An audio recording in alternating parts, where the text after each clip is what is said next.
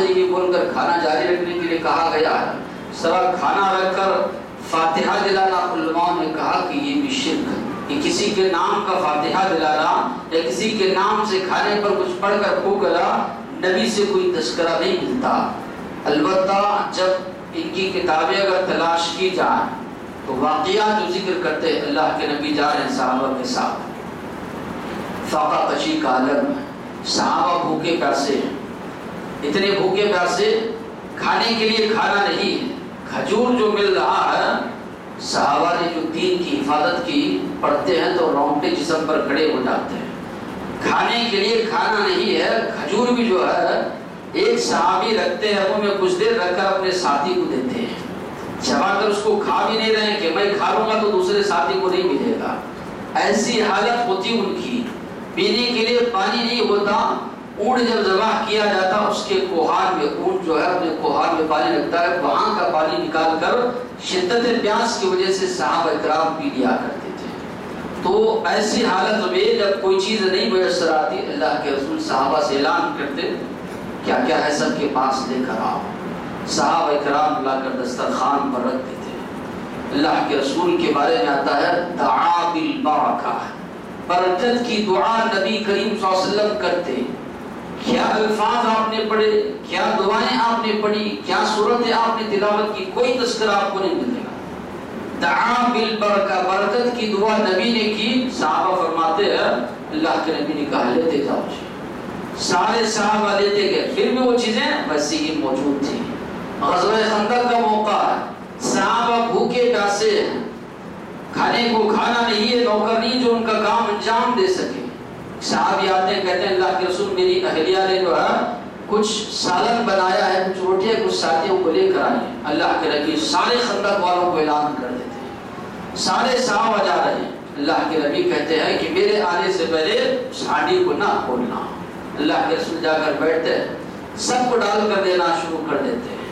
تو یہ نبی کی برکت تھی، یہ نبی کے معجزات تھے.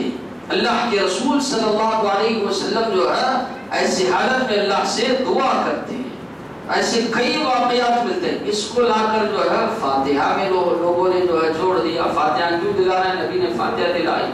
نبی نے کہا فاتحہ، حدیث میں کہیں بھی تذکرہ نہیں کہ نبی نے سورہ فاتحہ پڑھا ہو یا فلاں فلاں دعائیں پڑھی ہو یا فلاں فلاں درمیان جو الفاتحہ وغیرہ کہا ہو، کہیں بھی تذکرہ نہیں. یہ سب ملاؤں نے اپنی جانب سے جو ہے بنایا ہے. اور کہیں بھی قرآن آیات اٹھائیے، احادیث اٹھائیے، کہیں بھی اس کا تذکرہ آپ کو نہیں ملے گا. یہ ہماری عقل ماری گئی ہے، ہم سمجھنے کی کوشش نہیں کرتے. جو دین باپ داداؤں سے چلا آ رہا ہے بس اسی کو جمے ہوئے پکڑے رہیں گے. کبھی توفیق ملتی نہیں کہ قرآن اٹھا کر دیکھیں کہ واقعی میں جو بھی کہا جا رہا ہے کہ واقعی میں قرآن مجید میں چیز موجود ہے. اللہ کے نبی جو امت سے بے پناہ محبت کرتے تھے، اللہ کے رسول صلی اللہ علیہ وسلم اپنی امت سے جو محبت کرتے تھے اندازہ اس کا نہیں لگا سکتے اتنی زیادہ محبت اللہ کے نبی کرتے تھے. واقعات جو ملتے ہیں کہ کبھی اپنی امت کا تذکرہ آ رہا ہے جنت جہنم کا، رو رہے ہیں رات بھر اپنی امت کی خاطر. اللہ تعالیٰ کو رہا نہیں گیا، بھیجا جبرائیل علیہ السلام کو. مایوگی کیوں رو رہے ہیں اپنی امت کے تعلق سے؟ تو اللہ تبارک و تعالیٰ نے جبرائیل علیہ السلام سے کہا حالانکہ وہ جانتا ہے کیوں رو رہے محمد صلی اللہ علیہ وسلم. آپ جائیے کہیے آپ کی امت کے معاملے میں کبھی ہم آپ کو رسوا نہیں کریں گے، راضی ہم آپ کو کریں گے. لِكُلِّ نَبِيٍّ دَعْوَةٌ مُسْتَجَابَةٌ. نبی نے کہا اللہ نے ہر نبی کو ایک دعا دی. نبی وہ دعا کرتے ہیں اللہ ضرور دعا کو قبول فرماتے ہیں. ہر نبی نے اپنی اپنی دعا اس دنیا میں مانگ لی. اختبأت، لیکن میں نے اس دعا کو چھپا کر رکھا، اٹھا کر رکھا. کیوں اٹھا کر رکھا؟ قیامت کے دن اپنی امت کی سفارش کے لیے میں وہ دعا مانگوں گا. قربان جائیے نبی پر کہ آپ صلی اللہ علیہ وسلم فرما رہے ہیں کہ ہر نبی نے وہ دعا اس دنیا میں مانگ لی. اللہ نے دیا نبی کو دعا، آپ مانگیے ضرور دعا قبول ہوگی. نبی نے کہا میں نہیں مانگوں گا. اپنی امت کی سفارش کے لیے نبی کریم صلی اللہ علیہ وسلم نے وہ دعا اٹھا کر رکھی ہے. پل صراط کا جو منظر نبی نے جو بیان کیا کہ احد من السیف، تلوار سے زیادہ تیز، بال سے زیادہ باریک جو ہے پل صراط ہوگا. نبی اس کے اطراف پہ کھڑے ہو کر اللہ سے دعا کریں گے اللہم سلم امتی، اے اللہ میری امت کو بچا دے۔ نبی کو جتنی محبت تھی ہم کو بھی اللہ کے رسول کی سنتوں سے اتنی ہی محبت ہونی چاہیے۔ کنڈے منائیں، دیکھیں کہ ہمارے نبی نے کیا ہے تو کرے ثواب ہے، اور یقیناً ہمارے نبی نے نہیں کیا تو وہ شریعت میں بدعت ہے، رسم و رواج ہے، خرافات ہے، شرکیہ چیزیں ہیں جس کا دور دور سے مسلمان سے تعلق نہیں ہو سکتا۔ صحابہ بے پناہ محبت کرتے تھے اللہ کے نبی سے، اللہ کے رسول کی سنتوں سے، آپ صلی اللہ علیہ وسلم کی کردار سے، آپ کے اخلاق سے، آپ کی سیرت سے۔ تو ہم کو بھی ہونا چاہیے۔ اندھی تقلید کو آج مسلمان چھوڑ دے۔ یہ کہنا کہ بھئی ہمارے باپ دادا غلط تھے، باپ دادا کیا تھے وہ اللہ کو جواب دیں گے۔ ہم کو تو اللہ نے عقل سمجھ دی ہے، ہم کو اللہ نے ایسا دین عطا کیا ہے، پہلے کے لوگوں کو اللہ نے جو دین دیا تھا لوگوں کو حوالے کیا، تم اس کی حفاظت کرو۔ یہودیوں نے آیتیں بیچ کر کھائی، دین کو بیچ کھایا، رد و بدل کر دیا، تحریف ان لوگوں نے کر ڈالی۔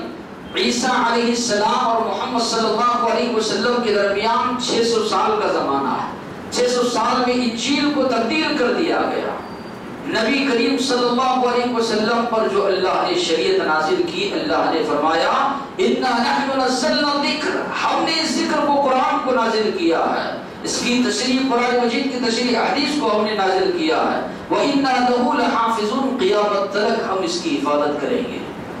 تو عیسیٰ علیہ السلام اور محمد صلی اللہ علیہ وسلم کے درمیان 600 سال کا عرصہ ہے، انجیل میں تحریف کر دی گئی، اور آج نبی کریم صلی اللہ علیہ وسلم کو گئے ہوئے 1450 سال گزر گئے، اور ہمارا ایمان، عقیدہ، یقین، اور یقیناً یہ ہے بھی جیسے قرآن مجید محمد صلی اللہ علیہ وسلم پر جیسے نازل ہوا تھا ویسے ہی آج بھی موجود ہے۔ نہ اس کے حروف میں تبدیلی آئی، نہ اس کے زبر زیر میں تبدیلی آئی۔ ایسی شریعت اللہ نے ہم کو عطا کی ہے جس میں قیامت تک کوئی تحریف نہیں ہوگی۔ ویسی شریعت ہمارے پاس موجود ہونے کے باوجود ہم اندھے بنے رہے اور یہ سوال کریں سامنے والے سے کہ ہمارے باپ دادا کیا غلط تھے، کتنی نادانی ہے، کتنی جہالت کی بات ہے۔ قرآن مجید ہمارے پاس موجود ہے، اللہ کے نبی کی احادیث ہمارے پاس موجود ہے۔ سیدھی سی بات ہے، صاف سی بات ہے، ظاہر سی بات ہے۔ اسلام نام ہے دو چیزوں کا۔ اللہ کے نبی اس لیے جب اس دنیا سے جا رہے تھے تو اللہ کے نبی نے کیا فرمایا؟ ترکت فیکم امرین، جا رہا ہوں دو چیزیں چھوڑ کر جا رہا ہوں۔ لن تضلوا، عربی زبان میں جتنی تاکید ہو سکتی ہے اللہ کے رسول نے کہا کبھی گمراہ نہیں ہوگے۔ ما تمسکتم بہما، جب تک ان دونوں کو مضبوطی سے تھامے رہو گے، کتاب اللہ، اللہ کی کتاب، اور سنتی، اور میری سنتی، میری احادیث، جب تک ان دو چیزوں کو تھامے رہو گے راہ حق پر قائم رہو گے۔ ایک چیز کو بھی چھوڑ دو گے صحیح راستے سے گمراہ جو ہے ہو جاؤ گے، صحیح راستے سے بھٹک جاؤ گے۔ تو آج ایک مسلمان کے لیے ضروری ہے، یہ دیکھیں رجب کے کنڈے منا رہا ہے، صلاۃ الرغائب نماز ایجاد کر لی گئی ہے، روزے رکھ لے رہے ہیں، یہ کہاں اس کا ثبوت ہے؟ کیا واقعی میں نبی کریم صلی اللہ علیہ وسلم کرتے تھے، صحابہ کرتے تھے؟ اگر کرتے ہیں کریں تو ہم کو یقینی بات سے ثواب ملے گا، نہیں کرتے تھے کریں گے تو یقیناً ہم کو عذاب ملے گا۔ اللہ کے رسول صلی اللہ علیہ وسلم کے صحابہ جن کے بارے میں اللہ تبارک و تعالی نے فرمایا فَإِنْ آمَنُوا بِمِثْلِ مَا آمَنْتُمْ بِهِ فَقَدِ اهْتَدَوْا، اگر ایمان لاؤ ویسے جیسے صحابہ ایمان لے آئے تھے تم ہدایت یافتہ ہو۔ صحابہ کے جیسا ایمان لاؤ گے، صحابہ کے جیسے طریقے پر چلو گے، اس لیے نبی نے فرمایا ما انا علیہ واصحابی، جس پر میں اور میرے صحابہ، اس پر جو گروہ چلے گا، جو لوگ چلیں گے وہ حق پر ہوں گے۔ اس سے بھٹک جاؤ گے تو پھر صحیح راستے سے بھٹک جاؤ گے۔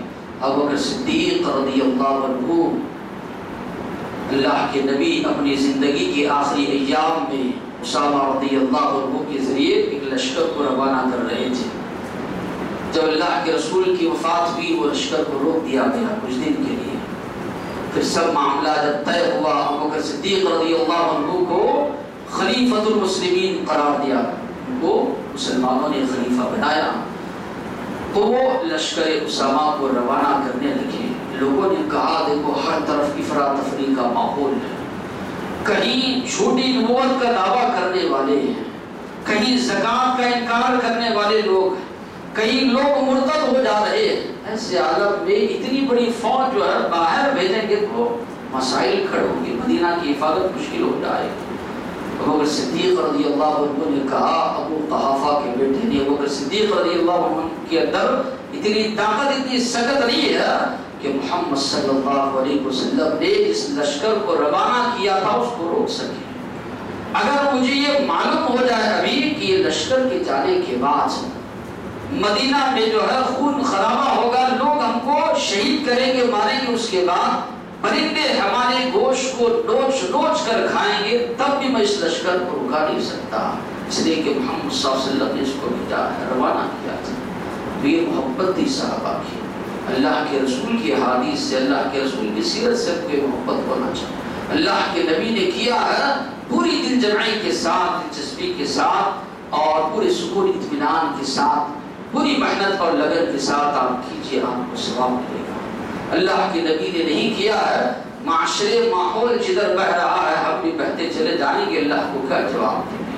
اللہ سوال کرے گا کہ تم کو عقل بھی اللہ نے دی تھی، جانور اور انسان کی عقل میں یہ فرق ہے کہ انسان کو اللہ نے سمجھ عطا کی، انبیاء و رسول کو بھیجا، کتابیں نازل کی گئی، اس کے باوجود بھی تم نے سمجھنے کی کوشش نہیں کی تو اللہ تعالیٰ کے پاس کیا جواب دیں گے؟ ضرورت اس بات کی کہ صحابہ جیسی محبت کرتے تھے اللہ کے رسول کی، ایک ایک حدیث کو، ایک ایک فرمان کو لوگ جو ہے مانتے تھے، سو من وعن، جیسے اللہ کے نبی نے بتایا ہے ویسے عمل کیا کرتے تھے۔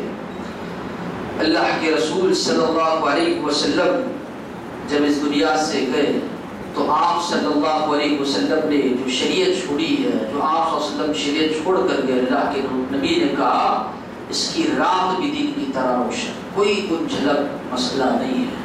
تو آج مسلمانوں میں کئی بدعات، ہر مہینے میں ربیع الاول کا مہینہ آتا ہے، عید میلاد کے نام سے لوگوں نے عید ایجاد کی، الگ الگ مہینوں میں الگ الگ، تو رجب کے مہینے میں یہ بھی، اور رات بھی لوگ جانتے ہیں 27 رجب کو، انشاءاللہ آئندہ جمعہ اس کے تعلق سے بات آئے گی کہ اس معاملے میں کیا حدیث ہے، کیا معاملہ ہے، کیا باتیں ہیں۔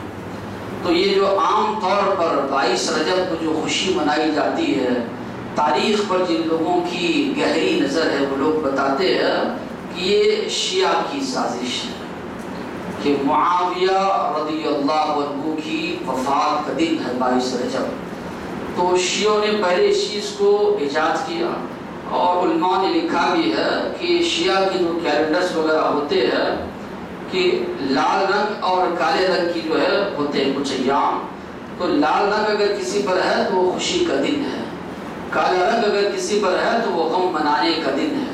تو 22 رجب جو ہوتا ہے اس کو لال رنگ سے رنگا جاتا ہے کہ مرگ معاویہ، اس پر لکھا ہوتا ہے کہ معاویہ رضی اللہ عنہ کی وفات کا دن، تو یہ لوگ خوشی مناتے ہیں۔ تو سنیوں کے درمیان بھی، بریلویوں کے درمیان بھی اس تاریخ کو مس کرتے ہوئے ایک کہانی، ایک قصہ ان لوگوں نے گھڑا کا، اس قصے کو گھڑ کر جو ہے لوگوں میں رائج کر دیا، اور آج جو ہے مسلمان پیڑھی در پیڑھی کے باپ دادا کرتے رہے، ہم کر رہے، ہمارے بعد ہماری نسل کرے گی، اس میں جو ہے آج کا مسلمان جو ہے ملوث ہے۔ تو ضرورت ہے اس بات کی کہ آج مسلمان تحقیق کرے کہ ہم جو رسم و رواج، بدعات، خرافات میں جو ملوث ہے کہ کیا واقعی یہ قرآن و سنت سے ثابت ہے، یہ دیکھنے کی ضرورت ہے۔ تو آخر میں اللہ تبارک و تعالیٰ سے دعا ہے، اللہ تبارک و تعالیٰ ان تمام قسم کی بدعات، خرافات سے اللہ محفوظ رکھے، جو باتیں قرآن اور سنت سے ثابت ہے اسی کے مطابق عمل کرنے کی اللہ تبارک و تعالیٰ ہم کو توفیق عطا فرمائے۔ اسی میں ہماری نجات ہے کہ ہم قرآن و سنت کی پیروی کریں، اس کے مطابق جو ہے عمل کریں۔ وآخر دعوانا الحمدللہ رب العالمین۔